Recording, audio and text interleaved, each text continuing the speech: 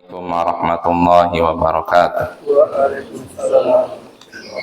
Alhamdulillah wassalatu wassalamu ala rasulillah wa ba'd. Ayyuhal ikhwah a'azzani wa a'azzakumullah. Kita lanjutkan pembacaan Al-Adabul Mufrad. Berkata Imam Al-Bukhari rahimahullah, haddatsana Abdus Salam qal haddatsana Ja'far an Abi Imran an Yazid ibni Babanus qal dakhalna ala Aisyata faqulna ya ummal mu'minin ma kana khuluqu Rasulillah sallallahu alaihi wasallam qalat kana khuluquhul Qur'an taqra'una suratal mu'minin qalat iqra qad aflahal mu'minun. Qala Yazid faqara'tu qad aflahal mu'minun ila li furujihim hafizun. Qalat hakadha kana khuluqu Rasulillah sallallahu alaihi wasallam. Telah menceritakan kepada kami Abdus Salam, ia berkata telah menceritakan kepada kami Ja'far dari Abu Imran dari Yazid bin Babanus. Ia berkata kami pernah menemui Aisyah. Maka kami pun berkata, wahai Ummul Mukminin, apa atau bagaimana akhlak Rasulullah sallallahu alaihi wasallam? Aisyah pun menjawab, akhlaknya adalah Al-Qur'an. Kalian baca surat Al-Mu'minin? Kemudian Aisyah pun berkata, bacalah qad aflahal mu'minun. Yazid berkata, aku pun membaca qad aflahal mu'minun sampai walladzina hum li furujihim hafizun. Surat Al-Mu'minun ayat 1 sampai 5. Maka Aisyah pun berkata, itulah akhlak Rasulullah sallallahu alaihi wasallam. Nah, ini hadisnya ayyuhal ikhwah azzani wa azzakumullah. Hadisnya di sini dari Yazid Babanus. Jadi dia pernah menemui Aisyah suatu hari. Aisyah istri Nabi. Lalu dia bertanya, wahai Ummul Mukminin. Ummul Mukminin artinya ibunya orang-orang beriman. Karena Aisyah istri Nabi. Setiap istri Nabi punya gelar Ummul Mukminin. Ibunya orang-orang beriman. Wahai Ummul Mukminin, bagaimana akhlak Rasulullah itu? Jadi kami ingin tahu akhlak Rasulullah seperti apa sih? Maka Aisyah memberikan jawaban singkat. Akhlak beliau adalah Al-Quran. Akhlak beliau adalah Al-Quran. Maksudnya apa? Ini ada maksud, sebagian ulama menyatakan maksudnya apa? Semua yang ada dalam Al-Quran itulah yang ada pada diri beliau. Semua yang ada dalam Al-Quran, semua sifat terpuji, sifat mulia, akhlak terpuji, budi pekerti yang luhur yang ada dalam Al-Quran, itulah yang ada pada Rasulullah. Artinya semua sifat itu ada pada Rasulullah. Ini penafsiran pertama. Penafsiran kedua ada yang menyatakan maksudnya apa? Akhlak Rasulullah disebutkan dalam Al-Quran. Jadi mau penafsiran 1, 2 intinya sama. Rasulullah itu punya akhlak yang mulia dan itu disebutkan dalam Al-Quran, atau yang seperti itu dipraktekkan oleh beliau. Semua yang sifat mulia dalam Al-Quran dipraktekkan oleh beliau. Jadi ada 2 ya. Bisa artinya sifat beliau disebutkan dalam Al-Quran, atau maksudnya apa? Semua sifat mulia yang ada dalam Al-Quran dipraktekkan oleh beliau. Intinya beliau mengamalkan Al-Quran. Nah itu intinya ya. Semua sifat mulia yang ada dalam Al-Quran beliau praktekkan.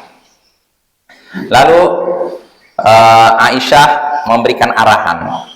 Kalian baca surat Al-Mu'minin, Al-Mu'minun. Aisyah pun berkata, bacalah surat Al-Mu'minun. Artinya di sini Aisyah bukan cuman berkata, tapi memberikan dalil. Nah ini ya. Lihat, Aisyah mengajarkan kita untuk apa? Mengikat sesuatu dengan dalil. Bukan taklid aja. Kata Ustaz gini-gini ya, kata Ustaz gini ya. Tanyakan dalilnya apa. Lalu Yazid pun berkata, aku pun membaca qad aflahal mu'minun sampai walladzina hum li furujihim hafizun. Yaitu surat Al-Mu'minun ayat 1 sampai ayat ke-5. Nah, setelah Yazid membaca ayat tersebut, Aisyah pun berkata, hakadha khuluqu Rasulillah sallallahu alaihi wasallam. Itulah akhlak Rasulullah sallallahu alaihi wasallam. Nah, ini makna hadisnya. Nah, dari hadis ini kita bisa mengambil beberapa pelajaran. Di antaranya pertama, bolehnya bertanya dan menemui bolehnya seorang pria menemui seorang wanita dan bertanya kepadanya kalau memang dibutuhkan.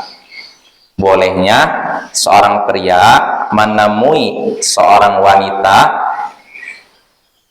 lalu bertanya kepadanya kalau memang dibutuhkan. Ya, contohnya dalam hadis ini, Yazid bin Babanus menemui Aisyah, bertanya kepadanya. Cuman pertanyaannya dibutuhkan. Ya, jadi boleh Bapak ya, seorang bertanya kepada laki-laki bertanya kepada wanita. Terutama kalau wanitanya orang berilmu. Aisyah sini kan berilmu dan istrinya orang yang berilmu. Jadi kalau kita bertanya kepada seorang, ya anggap namanya kalau sekarang ustadzah lah, nanya masalah agama, boleh saja dengan syarat dibutuhkan dan terhindar dari fitnah. Artinya pertanyaannya sesuai yang dibutuhkan, jangan nanya belok kiri belok kanan. Ya ini ya, ini faedah pertama. Lalu faedah kedua, keutamaan Aisyah karena dia adalah ibunya orang-orang beriman, Ummul Mukminin, dan itu disebutkan dalam Al-Quran surat Al-Ahzab, wa azwaju ummahatuhum, istri-istri beliau yaitu Nabi adalah ibunya mereka, yaitu ibunya orang-orang beriman ya. Ini keutamaan Aisyah. Lalu berikutnya juga keutamaan Aisyah. Aisyah adalah tempat bertanya bagi orang-orang di zamannya. Jadi dia wanita tapi jadi tempat bertanya bagi kaum pria. Ini menunjukkan keutamaan Aisyah.